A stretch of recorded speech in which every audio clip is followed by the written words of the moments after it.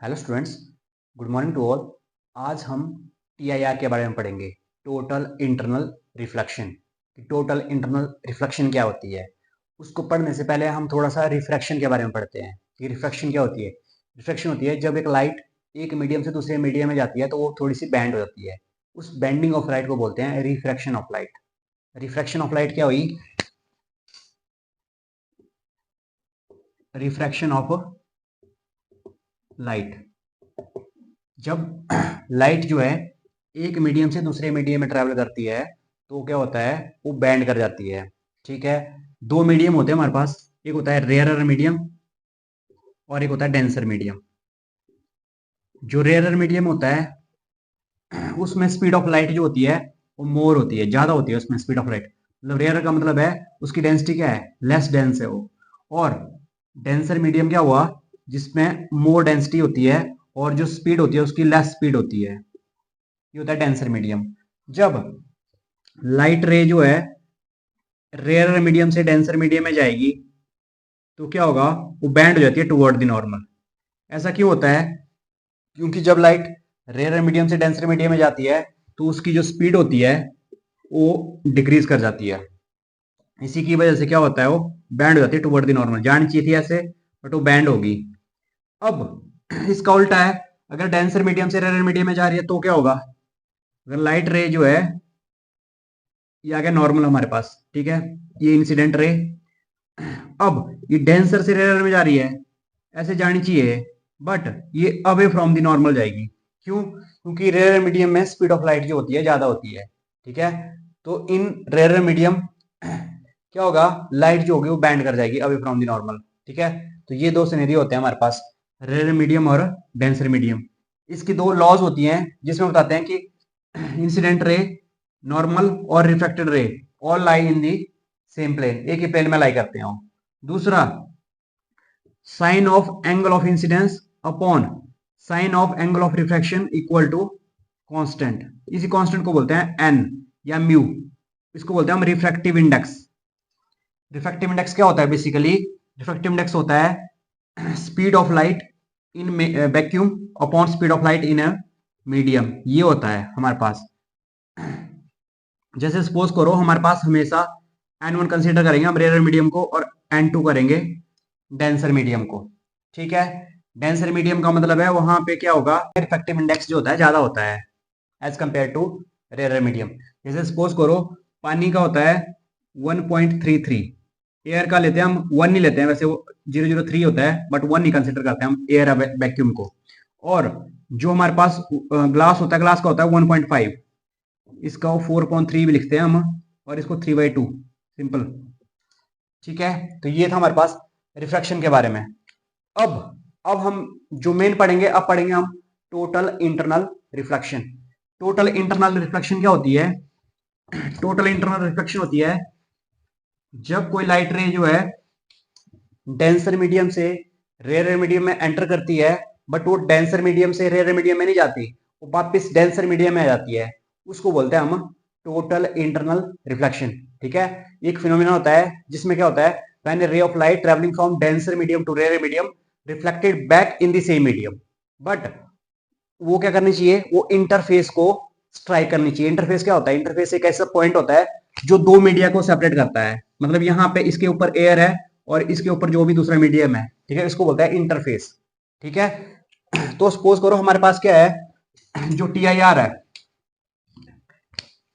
Total reflection होता है, not reflection. जैसे सपोज करो यहां पे हमारे पास एक पॉइंट सोर्स है, अगर इस ये नॉर्मली फॉल कर रहा है तो वहां पे रिफ्लेक्शन नहीं होगी, वो वैसे ही चली जाएगी लाइट। ठीक है, अब अगर हम किसी पर्टिकुलर एंगल से इसको भेजेंगे तो क्या होगा, ये एंगल आई है तो ये बैंड कर जाएगी। अगर ये N2 है, N2 मान लिया हमने डेंसर मीडियम, और N1 है रेयर मीडियम, मतलब N2 should be greater then N1।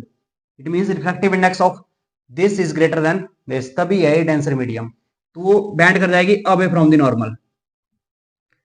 But अगर हम एंगल ऑफ इंसिडेंस बढ़ाएंगे, ठीक है, एंगल ऑफ इंसिडेंस हमने फर्दर बढ़ा दिया,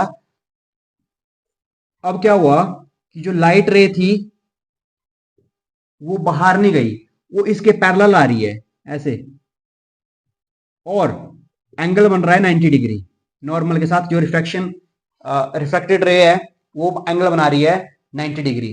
तो ये जो एंगल होता है इसको बोलते हैं हम critical angle. Angle of incidence for which angle of refraction become 90 degree is called critical angle. Critical angle, critical angle क्या हुआ, थीटा सी लिखते हैं इसको। Angle of incidence for which angle of refraction become 90 degree.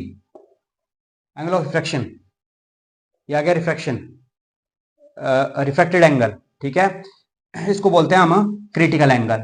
अब further अगर हमने क्या किया, जो एंगल ऑफ इंसिडेंस है वो क्रिटिकल एंगल से बढ़ा दिया, तो क्या होगा, अब लाइट जो है वो बाहर नहीं जाएगी, अब सेम मीडियम में रिफ्लेक्टेड बैक हो जाएगी वो। इस फिनोमिना को बोलते हैं हम, यह जगह जब आई जो है ग्रेटर देन है थीटा सी, ठीक है, इस फिनोमिना को बोलते हैं हम टी आई आर।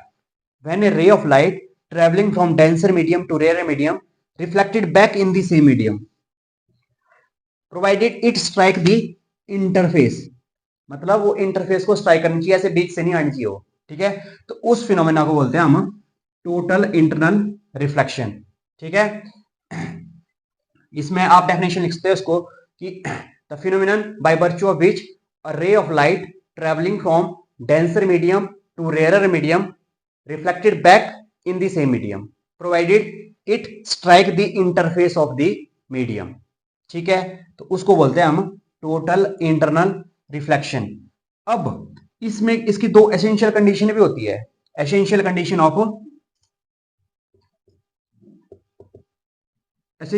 है मतलब ये फुलफिल ही होनी चाहिए, otherwise there will be no T I R. T I R नहीं होगा अगर हमारे पास ये दो कंडीशन को सेटिस्फाई नहीं करेगा वो। तो फर्स्ट है कि जो लाइट है, light should travel from denser medium to rare medium. Light हमेशा डेंसर से रेयर में जानी चाहिए, रेयर से डेंसर में नहीं जानी चाहिए, ठीक है। डेंसर टू रेयर, हमेशा light should be travel from denser medium to rare medium. Second, angle of incidence should be greater than critical angle. जो एंगल ऑफ इंसिडेंस है वो हमेशा क्रिटिकल एंगल से बड़ा होना चाहिए, तभी आएगी वापस।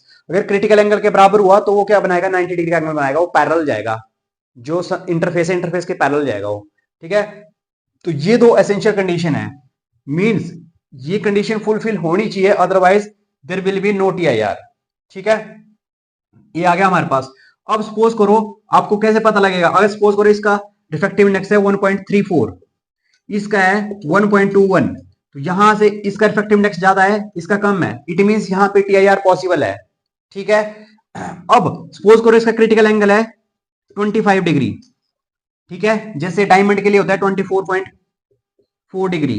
अगर हमने वहां पे एंगल इंसिडेंट करा 25 डिग्री, तो 25 डिग्री करा तो इट मींस क्या हुआ, क्रिटिकल एंगल से ज्यादा हुआ, तो वहां पे क्या होगा, टी आई आर। तो ये था हमारे पास टी आई आर के बारे में, ठीक है। अब इसकी थोड़ी सी मैथमेटिकल फॉर्म है।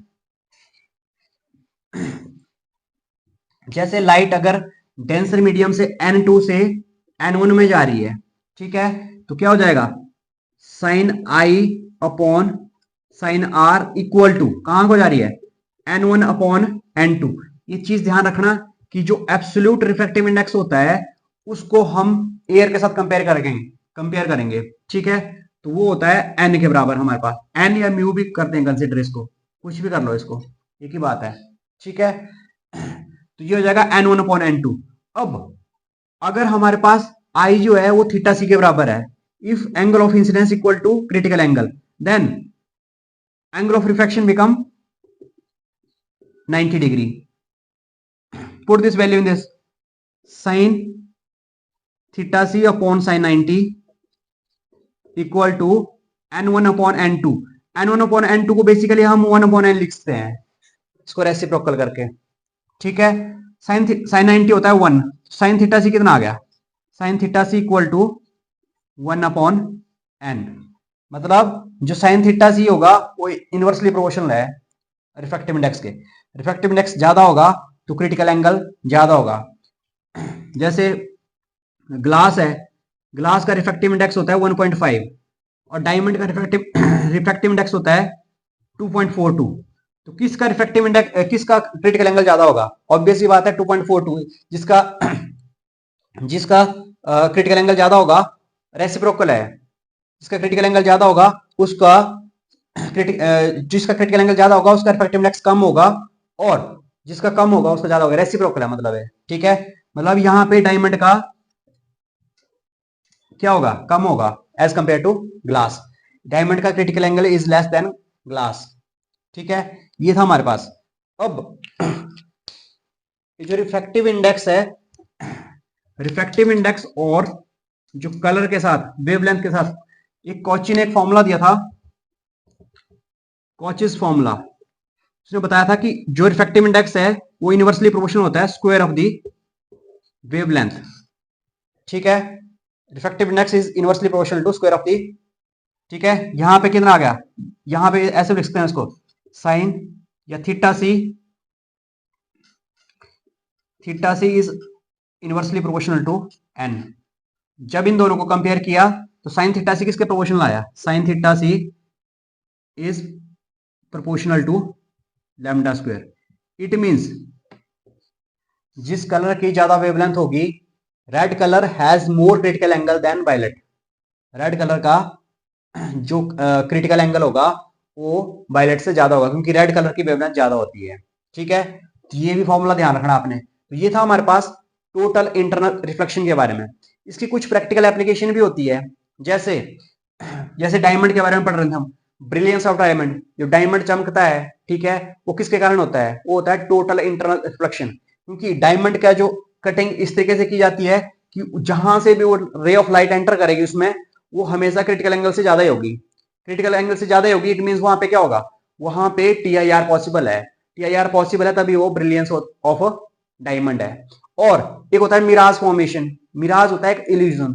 जैसे डेजर्ट वगैरह पे गर्मियों में क्या होता है कि आपको किसी पेड़ की शैडो दिखाई देती है, ऐसा लगता है कि वहां पे पानी है। ठीक है, तो बेसिकली वो क्या होता है? ऑप्टिकल इल्यूजन होता है, उसी को बोलते हैं हम मिराज। उसमें दो फिनोमिनन होते हैं, एक होता है हमारे पास टीआईआर और एक होता है रिफ्लेक्शन। टीआईआर और रिफ्लेक्शन दोनों होते हैं उसमें।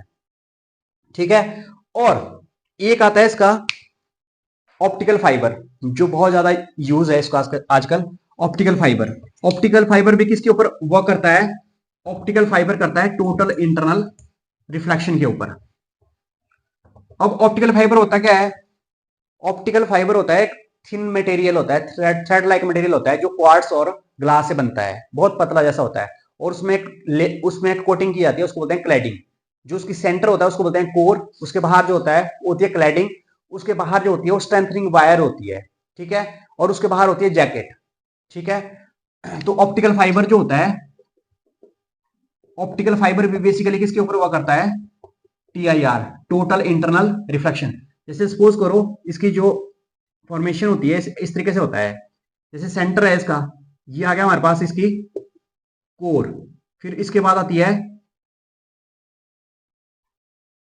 क्लैडिंग।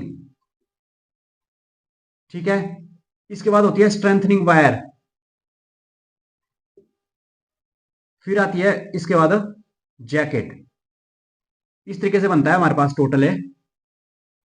ठीक है, अब ये होती है क्लैडिंग, ये होगी कोर। अब कोर का रिफ्रैक्टिव इंडेक्स मान लिया हमने N2 है, इसका N1 है। इसमें टीआईआर तभी पॉसिबल है क्योंकि N2 must be greater then N1। क्यों? क्योंकि डेंसर मीडियम से रेयर मीडियम में लाइट एंटर करनी चाहिए, तभी होगा पॉसिबल। ठीक है, light should be travel from denser medium to rare medium. अब एक और बात, जो टीआईआर, टीआईआर में पता क्या होता है? अब अगर टोटल इंटरनल रिफ्लेक्शन होगी तो उसमें जो इमेज बनेगी वो ज्यादा ब्राइट होगी। क्यों? क्योंकि जब रे ऑफ लाइट जाती है तो उसके जो 100% जो होती है वो रिफ्लेक्टेड बैक हो जाती है। रिफ्लेक्टेड बैक हो जाती है, वहां पे एब्जॉर्ब नहीं होती कुछ भी। अगर एब्जॉर्ब नहीं होती इट मींस वहां पे ब्राइटनेस क्या होगी? मैक्सिमम होगी। ठीक है, तो टीआईआर में मैक्सिमम ब्राइटनेस होगी। ठीक है, अब जो ऑप्टिकल फाइबर है, ऑप्टिकल फाइबर यूज इसलिए करते हैं कि हम इसमें क्या कर सकते हैं? मल्टीपल सिग्नल भेज सकते हैं एक ही टाइम में, विदाउट एनी लॉस। बिना लॉस के हम मल्टीपल सिग्नल एक ही टाइम में भेज सकते हैं टू ए लार्ज एक्सटेंट, ज्यादा दूर तक भेज सकते हैं हम इससे। ठीक है, जैसे इमेज वगैरह भेजते हैं हम इससे। जो एंडोस्कोपी होती है, एंडोस्कोपी में यूज होता है इसका मेडिकल में। ठीक है, टेलीकम्युनिकेशन में यूज होता है इसका। ठीक है, ये सारे इसके यूजेस हैं। ये बेसिकली किसके ऊपर वर्क करता है? ये करता है टोटल इंटरनल रिफ्लेक्शन के ऊपर। ठीक है, तो ये था हमारे पास टोटल इंटरनल रिफ्लेक्शन के बारे में कि टोटल इंटरनल रिफ्लेक्शन क्या होती है। टोटल इंटरनल रिफ्लेक्शन होती है एक फिनोमिनन होता है जिसमें क्या होता है, जब when a light travel from denser medium to rare medium reflected back in the same medium provided it strikes the interface of the media. उस मीडिया को मीडिया के इंटरफेस को स्ट्राइक करनी चाहिए, उसके बाद वापस आती है, उसको बोलते हैं हम टोटल इंटरनल रिफ्लेक्शन। उसके लिए दो एसेंशियल कंडीशन होती है, light should be travel from denser medium to rare medium और angle of incidence should be greater than critical angle. ठीक है, ये था हमारे पास टीआईआर के बारे में।